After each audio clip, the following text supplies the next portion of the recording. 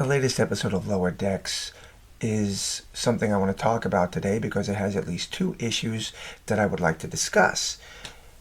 The villain of the story and the ending of the episode that I think is definitely worthy of discussion. The first thing I want to talk about is the villain of this season, Nicholas Locarno. You may remember him from Star Trek The Next Generation in the episode The First Duty, where he was the commander of the Nova Squadron. He convinced them to do the starburst maneuver, which caused one of the cadets to die tragically, while the rest of them survived, and he convinced the remaining parts of Nova Squadron to cover it up. And after it was revealed, he took full responsibility and was kicked out of Starfleet Academy.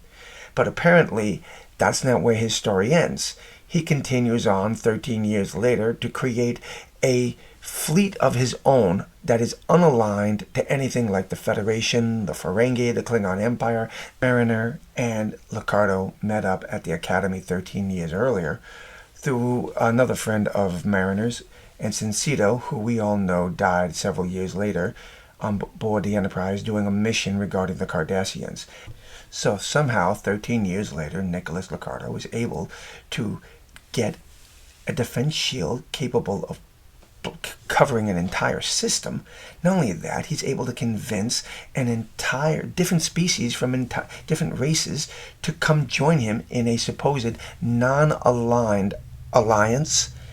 And at the same time, some way, somehow, him and his crew are able to smuggle out and create a replica of a Genesis device. This guy sucks! What? He's an idiot and his plan is stupid. He's gonna get you all killed because he only cares about himself. Mariner steals the Genesis device, then steals a ship, and heads off to escape. But she runs into the energy barrier.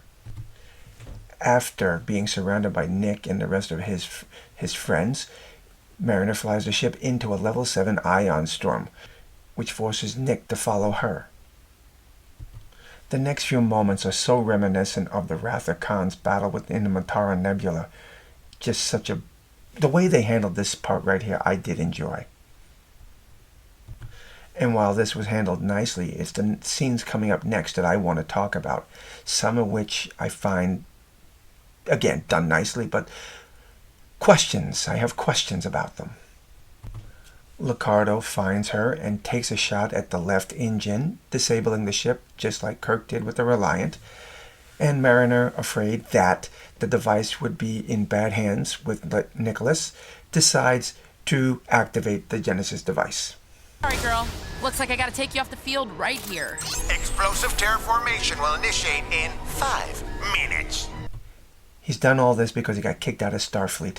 Damn, the guy's got issues.